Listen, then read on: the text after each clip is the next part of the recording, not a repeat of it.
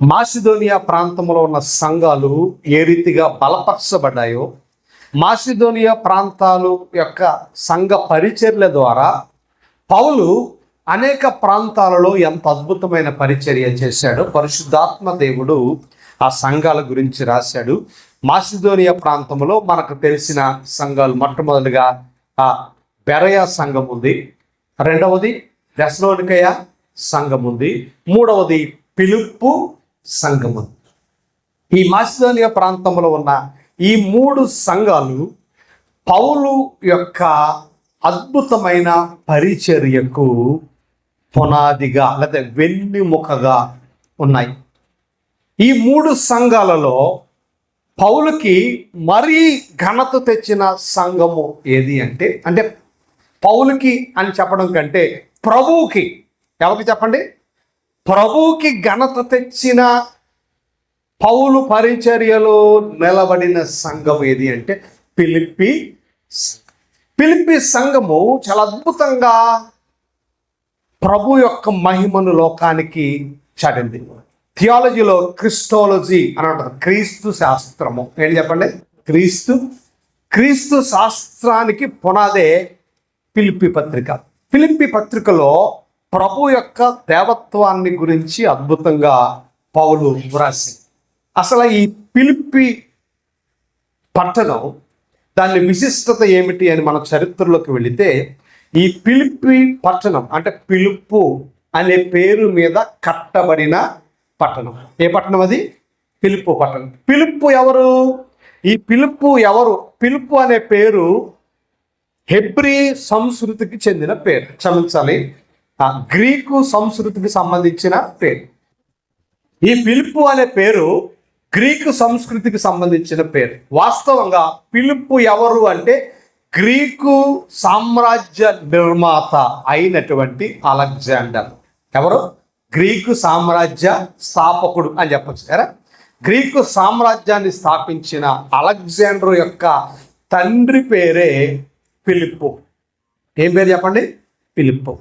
కాబట్టి అలెగ్జాండర్ అనుకున్నాడు, నా తండ్రి మీద ఒక పట్టణాన్ని కట్టాలని ఫిలిప్పు పేరు మీద పట్టణాన్ని కట్టాడు. ఫిలిప్పు అనే మాటకు అర్థం ఏమిటి అంటే గుర్రము యొక్క ప్రియుడు, అంటే గుర్రములను ప్రేమించువాడు అని అర్థం. ఏంటి చెప్పండి? గుర్రములను ప్రేమించువాడు. ఫిలిప్పు అనే మాటకు అర్థము గుర్రములను, ద లవర్ ఆఫ్ హార్సెస్, గుర్రములను ప్రేమించువాడు. ఆ ఫిలిప్పు పేరు మీద అలెగ్జాండర్ చక్రవర్తి ఒక పట్టణాన్ని నిర్మించాడు అని చరిత్రలో కొన్ని పాఠాలు మనకు తెలియపరుస్తూ ఉన్నాయి. అలాంటి ప్రాంతంలో పౌలు తన సేవా పరిచర్య అంటే రెండవ మిషనరీ ప్రయాణంలో ఈ ఫిలిప్పు సంఘాన్ని స్థాపించాడు అని అపోస్తుల కార్యాలు 16వ అధ్యాయంలో మనకి చరిత్ర కనబడతా ఉంది. అపోస్తుల కార్యాలు 16వ అధ్యాయంలో ఫిలిప్పీ ప్రాంతంలో పౌలు అద్భుతమైన సంఘాన్ని స్థాపించాడు అని చరిత్ర చెబుతా ఉంది. ఈ ఫిలిప్పీ సంఘం ఎలాంటిది? దేవుని మహిమ కొరకు, దేవుని ఘనత కొరకు ఆ సంఘము ఎలాంటి పరిచర్య చేసి పౌలును నడిపించింది అంటే పౌలుకి అంటే తండ్రికి, ఆత్మీయ తండ్రికి సంఘానికి ఉన్న బాంధవ్యం, లేకపోతే ప్రభు యొక్క ఘనత కొరకు నిలబడిన ఆత్మీయ సంఘం లేదా ఆత్మీయ కుటుంబం. దేవుని ఘనతను, దేవుని మహిమను ఆనాటి చరిత్రలో ఆసియా మైనర్ ప్రాంతంలో ప్రపంచానికి, ఆనాటి ప్రపంచానికి అద్భుతమైన పాత్రగా ఫిలిప్పీ సంఘం మనకు కనబడుతూ ఉంది. కాబట్టి దేవుని పిల్లలుగా సువార్త వ్యాప్తి కొరకు, క్రీస్తు సువార్త పరిచర్య కొరకు ఘనమైన, బలమైన, మహా ఉన్నతమైన కార్యాలు చేసిన సంఘమే ఫిలిప్పీ సంఘము దేవుని పిల్లలుగా. కాబట్టి ఈ ఫిలిప్పీ సంఘాన్ని స్థాపించిన వాడు అపోస్తలుడైన పౌలు. దీంట్లో 4 అధ్యాయాలు ఉన్నాయి, 104 వచనాలు ఉన్నాయి. చాలా చిన్న పత్రిక, చాలా చిన్న పత్రిక. కానీ ఈ పత్రిక యొక్క వృత్తాంతము ఏమై ఉంది అంటే ఆనందము అనే మాట దానికి మూలముగా కనబడుతూ ఉంది. ఈ పత్రిక దేనితో నింపబడిన పత్రిక అంటే ఆనందముతో నింపబడిన పత్రిక. ఫిలిప్పి 4:4 అంటాడు, ఆనందించుడి ప్రభువునందు ఆనందించుడి. ఎవరినందట? ప్రభువునందు ఆనందించే సంఘము ఫిలిప్పి సంఘము. చాలా అద్భుతమైన విషయాలు మనకి కనబడతాయి.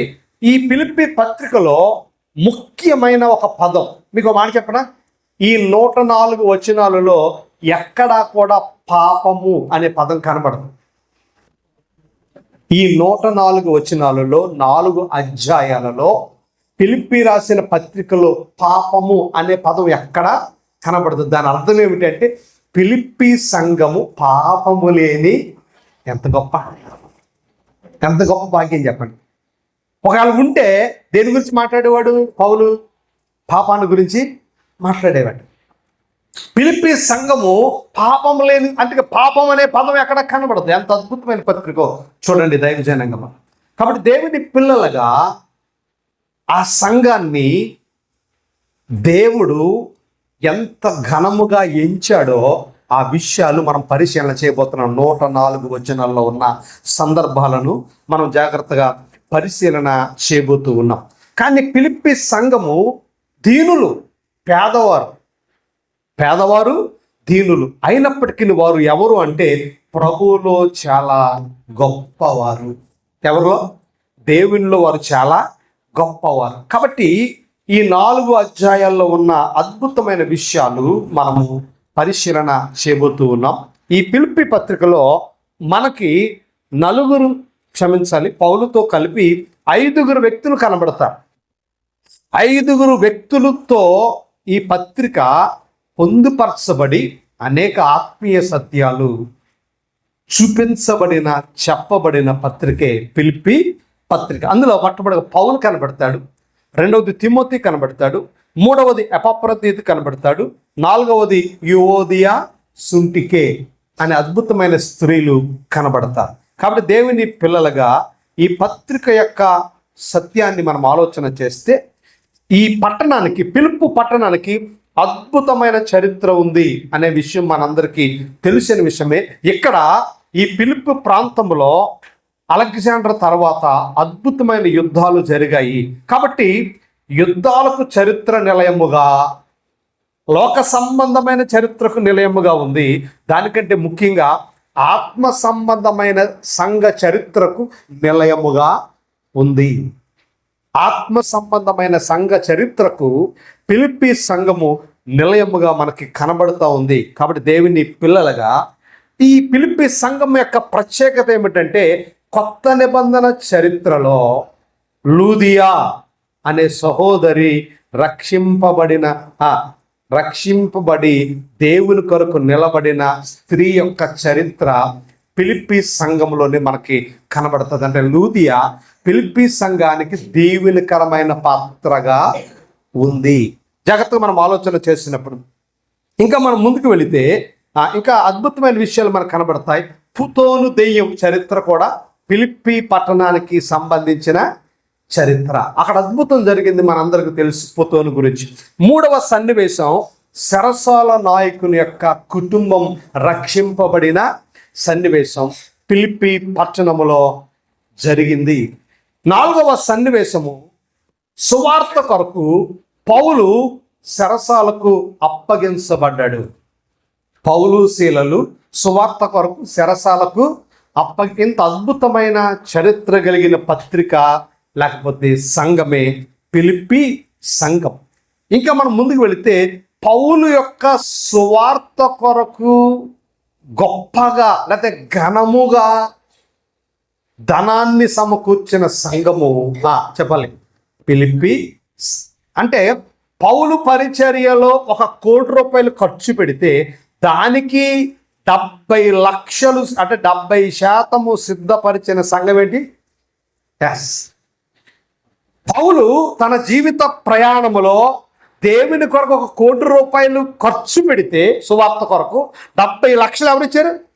ఎంత గొప్ప సంఘం చూడండి, ఎంత చరిత్ర కలిగిన సంఘమో, ఎంత విలువైన ఘనత కలిగిన సంఘము. ఆ సంఘాన్ని మనం పరిశీలన చేయబోతూ ఉన్నాం. అంటే ఈ 2026లో మన సంఘం ఎలాగుండాలో ఒక మాదిరికరమైన సంఘములో నుండి కొన్ని ఆత్మీయ పాఠాలు మనము నేర్చుకోబోతూ ఉన్నాం.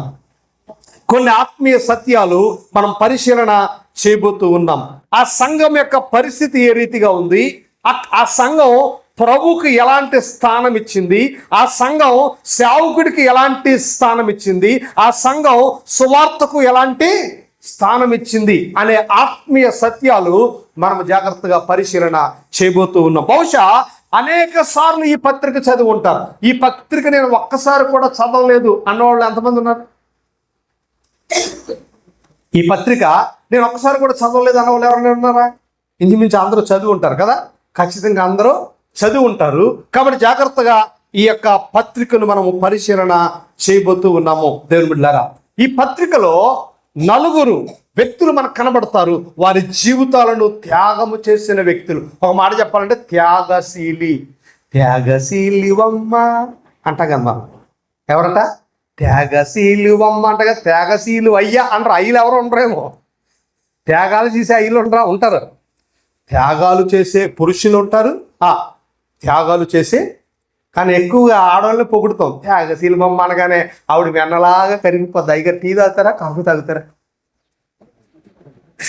కానీ ఇక్కడ ఈ ఫిలిప్పీ పత్రికలో త్యాగశీలుగా మనకు మొట్టమొదటిగా ప్రభువు కనబడితే, రెండవ వ్యక్తిగా తిమోతి కనబడతాడు, మూడవ వ్యక్తిగా ఎపఫ్రోదితు కనబడతాడు, నాలుగవ వ్యక్తిగా పౌలు కనబడతాడు. త్యాగము చేసిన వారు దేవుని కొరకు, సంఘము కొరకు, పరిచర్య కొరకు వారి జీవితాన్ని, సమయాన్ని, ఆ సమస్తమును త్యాగము చేసి, ఆరోగ్యాన్ని పోగొట్టుకుని, అన్నం తినకుండా, నీళ్లు తాగకుండా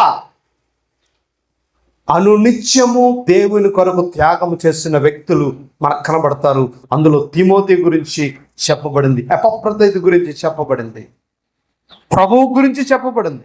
ప్రభు యొక్క త్యాగం సువార్తల్లో మనకు ఎక్కువ కనబడదు, కానీ పత్రికల్లో ప్రభువు చేసిన త్యాగం, ప్రభువు త్యాగాన్ని అద్భుతంగా వివరించిన పత్రికే ఫిలిప్పీ పత్రిక. పౌలు యొక్క త్యాగాన్ని వివరించిన పత్రిక ఫిలిప్పీ పత్రిక.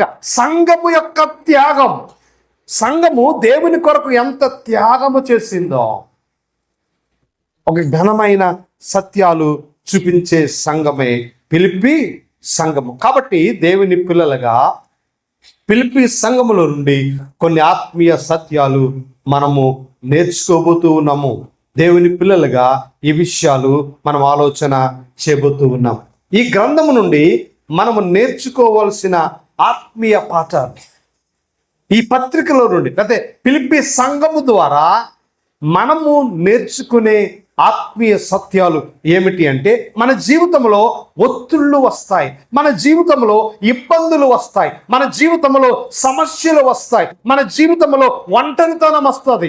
కొన్ని సందర్భాల్లో భోజనం ఉండదు, కొన్ని సందర్భాల్లో నిద్ర ఉండదు, కొన్ని సందర్భాల్లో సహాయం ఉండదు, కొన్ని సందర్భాల్లో మాట్లాడే వాళ్ళు ఉండరు, కొన్ని సందర్భాల్లో ఆదరించే వాళ్ళు ఉండరు, కొన్ని సందర్భాల్లో సావాలా బతకాలా అర్థం కాని పరిస్థితులు ఏర్పడతాయి. అలాంటప్పుడు, అలాంటి స్థితిలో ఉన్న నీవు దేవుని కొరకు ఎలాగ నిలబడాలో నేర్పించే అద్భుతమైన సంఘమే ఆ ఫిలిప్పీ సంఘం. ఆ ఫిలిప్పీ పత్రిక జాగ్రత్తగా మనం పరిశీలన చేయబోతూ ఉన్నాము. దైవ జనాంగముగా, దేవుని పిల్లలుగా, ఒరే నీకు కుటుంబం లేదు, బంధువులు లేరు, స్నేహితులు లేరు, ఆస్తి ఉంది, ఐశ్వర్యం ఉంది, అన్ని విడిచిపెట్టి ఇదేం బికారి బతుకు, ఇదేం పనికిమాలిన బతుకు, ఇదేం చేతకాని బతుకు, ఇదేంటి అని ఎవరైనా మనల్ని అడిగితే మనము చెప్పవలసిన అద్భుతమైన సమాధానం అక్కడ కనబడుతుంది. ఒకప్పుడు నువ్వు ధనవంతుడిగా ఉన్నావే, ఒకప్పుడు అధికార ప్రతినిధిగా ఉన్నావే,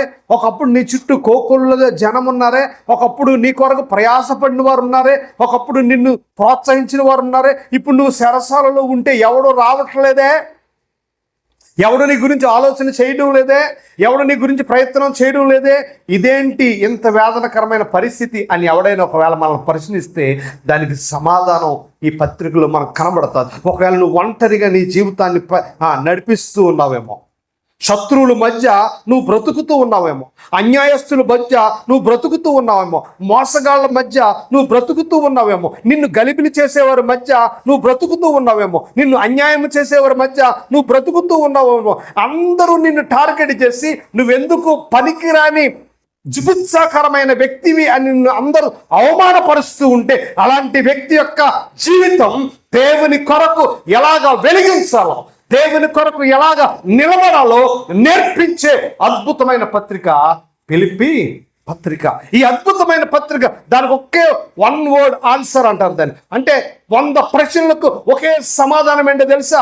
ఎందుకు వచ్చిన బతుకునేది పనికిరాని బతుకు, చేతగాని బతుకు, పడిపోయిన బతుకు అని 100 ప్రశ్నలు ఎవడైనా అడిగితే ఒకే ఒక సమాధానం, నా మట్టుకైతే బ్రతుకుడా క్రీస్తే, చావైతే లేదు. అన్న లేడు, అమ్మ లేదు, నాన్న లేడు, ఆస్తి లేదు, భోజనం లేదు, ఐశ్వర్యం లేదు, ఎవడూ లేదు, ఏమీ లేదు, నా బ్రతుకు క్రీస్తే. One word answer 100 questions. ఎన్ని ప్రశ్నలు నీ జీవితంలో వచ్చినా ప్రతి ప్రశ్నకు ఒక అద్భుతమైన సమాధానం చెప్పగలిగిన మహా ఉన్నతమైన పత్రిక ఫిలిప్పీ పత్రిక. నేను అంటాను, ఆనందాన్ని వెతుక్కుంటున్నావేమో, ఒకవేళ సంతోషాన్ని వెతుక్కుంటున్నామో, ఒకవేళ ఆనందం లేని స్థితిలో ఒకవేళ నువ్వు ఉంటే, ఆనందం ఎలా వెతుక్కోవాలో, సంతోషం ఎలా వెతుక్కోవాలో, దేవుని కొరకు ఆనందాన్ని ఎలాగ అనుభవించాలో అద్భుతంగా నీకు నేర్పించే ఘనమైన ఉన్నతమైన పత్రిక ఫిలిప్పీ పత్రిక. మనుషులను ఆనందం వెతక్కు, చదువులను ఆనందం వెతక్కు, స్థాయిలను ఆనందం వెతక్కు.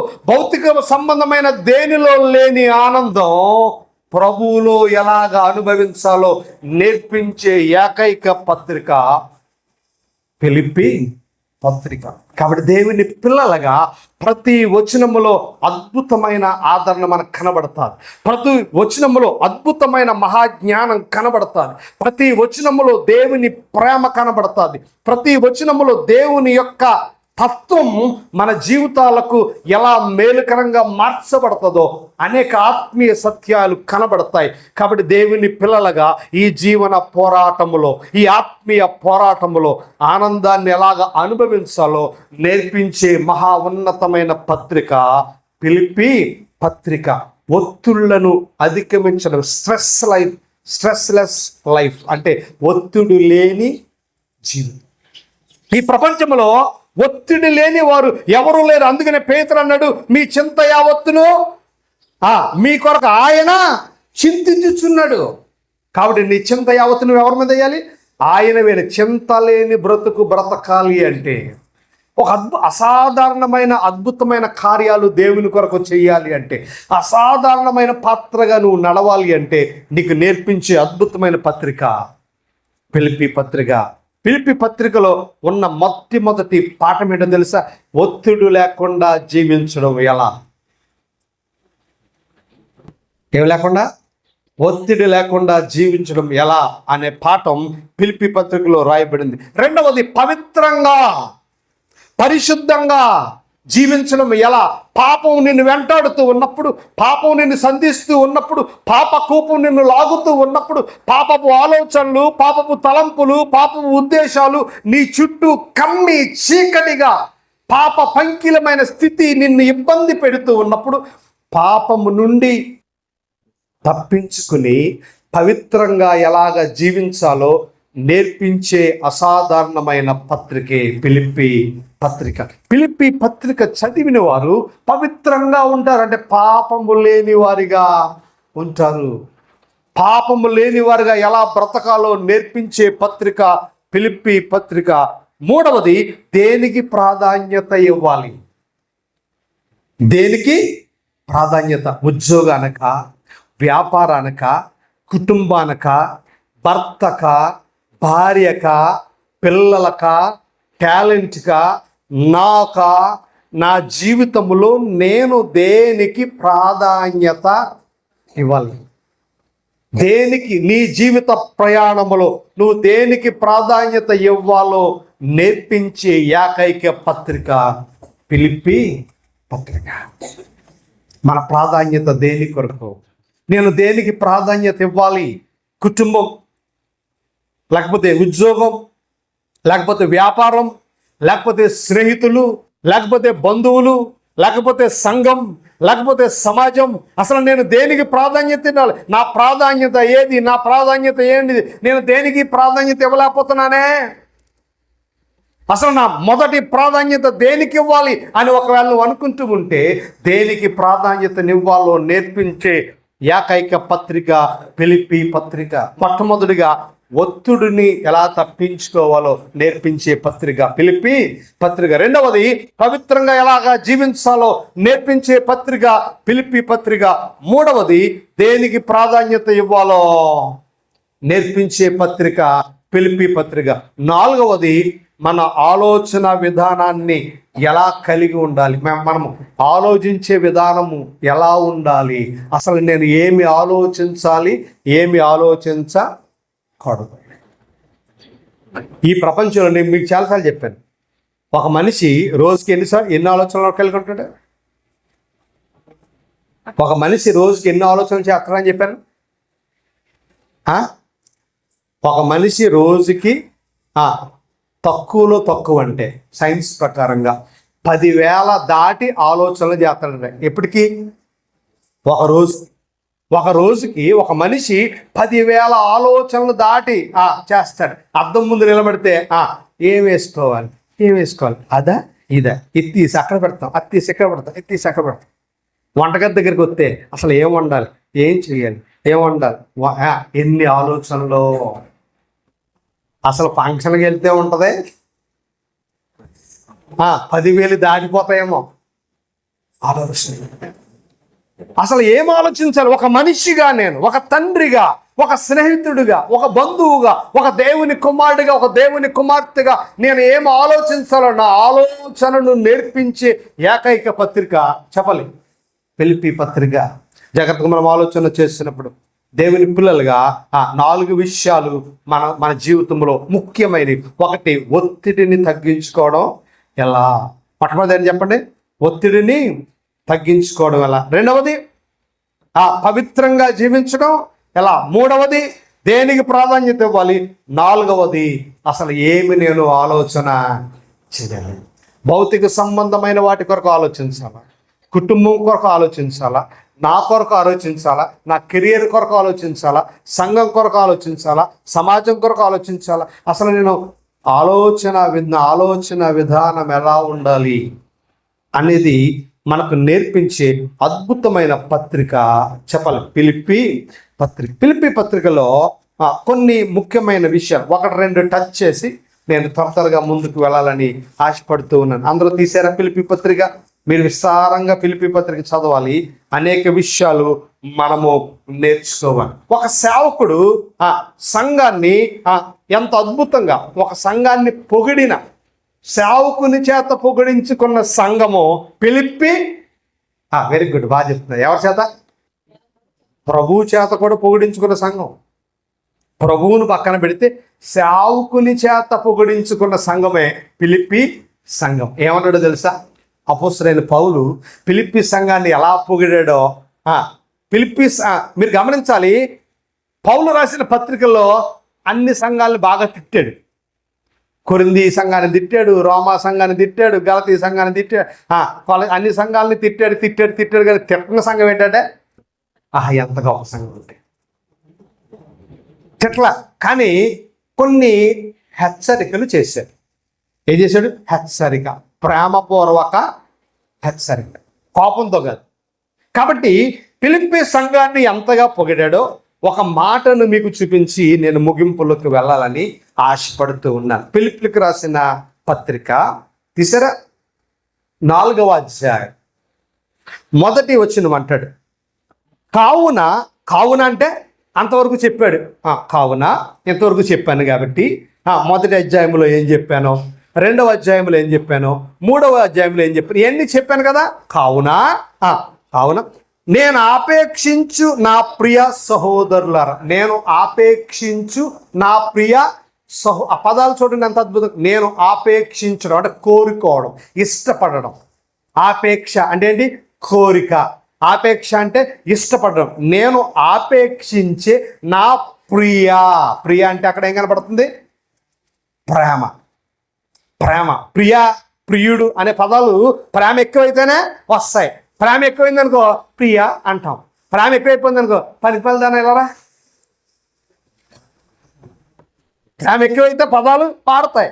ఇప్పుడు పౌలు అంటున్నాడు, ఏమంటున్నాడు చూడండి, నేను ఆపేక్షించి, అంటే పౌలు ఎన్ని సంఘాలను కట్టాడు, ఎన్ని సంఘాలను నడిపించాడు, కానీ వాళ్ళందరి మీద లేని ఆపేక్ష అంటే కోరిక, వాళ్ళందరి మీద లేని ఆశ, వాళ్ళందరి మీద లేని ఇష్టం ఎవరి మీద ఉందట? ఫిలిప్పీ సంఘం మీద ఉంది. నేను ఆపేక్షించు నా ప్రియ అంటే నా ప్రేమ కలిగిన సహోదరులారా, కామ పెట్టాడు, ఆగండి అని. ప్రేమ కలిగి అంటే పౌలు ప్రేమించే సంఘం, పౌలు ఇష్టపడే సంఘం. పౌలు తన జీవిత ప్రయాణంలో ఎంత అద్భుతమైన మాట, ఎలా ప్రేమించాడో తెలుసా? ఏమన్నాడో తెలుసా? నా ఆనందమును నా కిరీటమునై ఉన్న, మరలా అంటాడు నా, చెప్పలేదు, నా ఆనందము నా కిరీటమునై ఉన్న నా ప్రియులారా. బా, ఎంత బాగా అన్నాడు, ఎంత అద్భుతంగా మాట్లాడాడు. అంటే ఆ సంఘం ఎంత గొప్పది. నా ఆనందం మీలో ఉంది.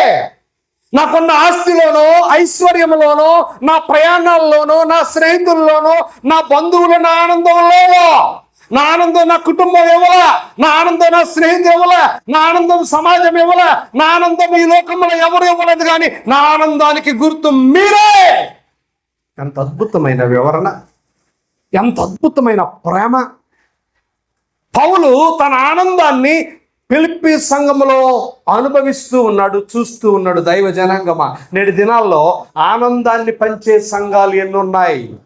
దేవుని ఆనందాన్ని, ప్రభు ఆనందాన్ని, ప్రభు మహిమను, ప్రభు ప్రేమను, ప్రభు గొప్పతనాన్ని చూపించే సంఘాలు ఈ లోకంలో ఎన్ని కనబడుతూ ఉన్నాయో మనం ఆలోచన చేయాలి. దైవ జనాంగముగా ఫిలిప్పీ చరిత్రలో నుండి ఒక అద్భుతమైన పాఠం మనం నేర్చుకోవాలి. దైవజనుడైన పౌలు అంటున్నాడు, నా ఆనందం మీరే. చెప్పండి, ఏమన్నాడు? నా ఆనందము మీరే. ఇప్పుడు పిల్లలు ఎక్కడో దూరంగా ఉన్నారనుకోండి, వాళ్ళు ఇంటికి రాగానే ఎలా ఉంటుంది మనకి? ఆ రోజు పండగలాగా ఉంటుంది. ఎలా ఉంటుంది? ఆ రోజు మనకి పండగ. ఎందుకంటే మన పిల్లలు ఎక్కడో ఉండి దూరంగా ఉండి వచ్చారు. వాళ్ళతో మనం ఏమనిపించడానికి ఇష్టపడతాం అంటే ఆనందాన్ని వెతుక్కుంటాం, ఆనందాన్ని అనుభవిస్తాం. ఇప్పుడు పౌలు అంటున్నాడు, ఎంతమంది నాకున్న నా జీవితంలో, ఎన్ని సంఘాలు నేను కట్టినా, ఎంతమంది బోధకులు నాతో ఉన్నా, ఎంతమంది విశ్వాసులు నాతో ఉన్నా, ఎంతమంది పరిచారకులు నాతో ఉన్నా, ఎంతమంది ఉన్నా నా ఆనందం మాత్రం మీరే అంటున్నాడు. రెండోది అన్నాడు, నా ఆనందము నా కిరీటమునై ఉన్నారు. కిరీటం అంటే అధికారం. కిరీటం దేని గుర్తు? అధికారానికి గుర్తు. కిరీటం దేనికి గుర్తు?